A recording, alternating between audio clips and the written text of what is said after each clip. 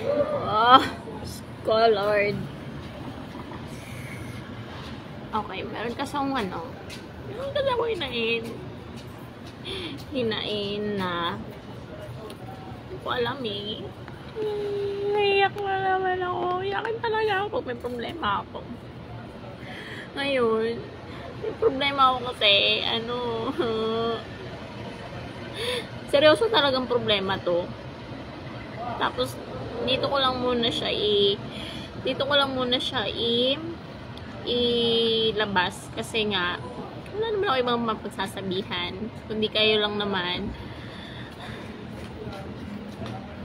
So eto kasi yun, medyo nahihirapan akong gumawa talaga ng sarili kong pangalan kasi once na sinabi mo kasi yung brand, your own brand as a business owner kasi ang hirap talaga gumawa ng sariling produkto mo. Ang hirap i-handle yung ganung part na yun. Nasa phase na ako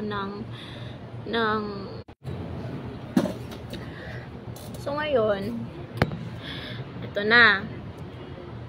Nahihirapan nga ako sa phase na yun. Hindi ko na talaga alam kasi para kailangan ko na siya ng tulong. Na ang hirap din makakuha ng makakatulong sa'yo kasi nga ang hirap magtiwala ng isang taong hindi kayang gampanan as a role model sa isang ganong trabaho. Okay, doon ako nahihirapan. Gusto kong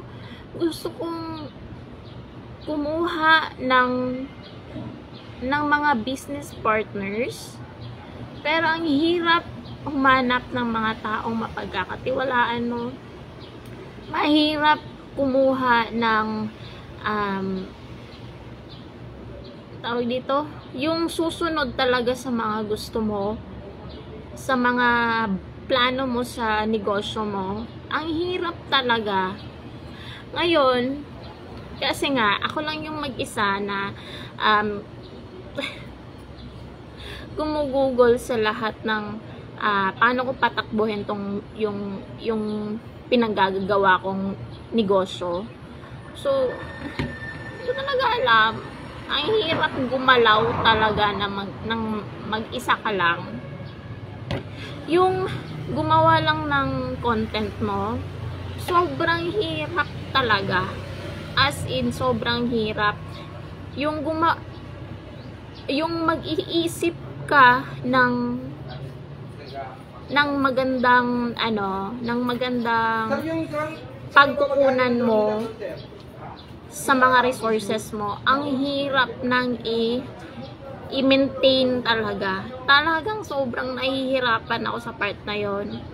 Ang hirap i-maintain yung quality na i-deliver mo sa client mo. Kasi ang gusto mo as business owner, gusto mo talagang hanggat maaari yung perfect lahat.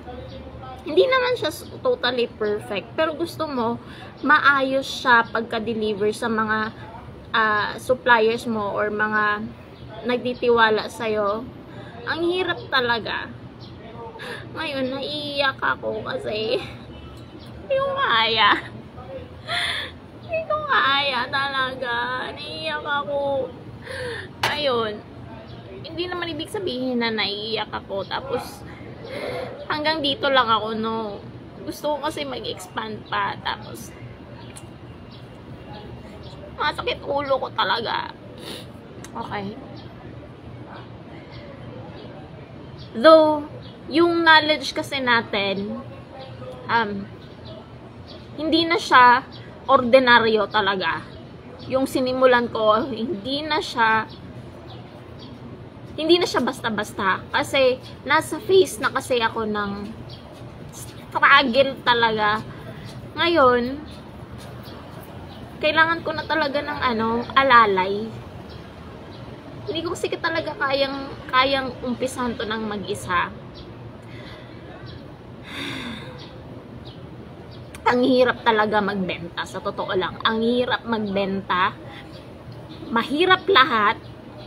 Though, hindi naman gaano ka gastos yung mga pinagagawa ko. As in talagang, yung pinagagawa ko halos lahat nanggaling lang yun sa strategies na meron ako. Pero ang hirap talaga niyang i-maintain. Mahirap siyang i-maintain. Pero yung sustainability lang naman niya, andyan na talagang bumubuhos na yung, lumalapit na sa akin yung blessings na yun Ngayon, ang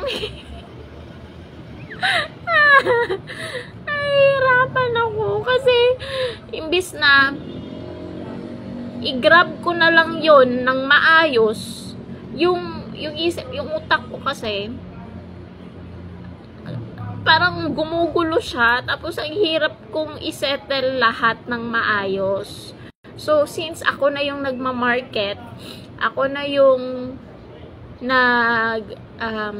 nag-a-account sa mga sales, ako na yung distributor, ako pa yung artist, ako lahat. Ang hirap. Nahihirapan ako. Paano ba to? Pero masaya. At the same time, masaya ako kasi talaga nga namang dumating na siya sa itinakdang panahon na talagang para sa akin talaga yung ganung bagay. So, doon ako nagpapasalamat. So, hindi siya hadlang sa mga problema kong yun kasi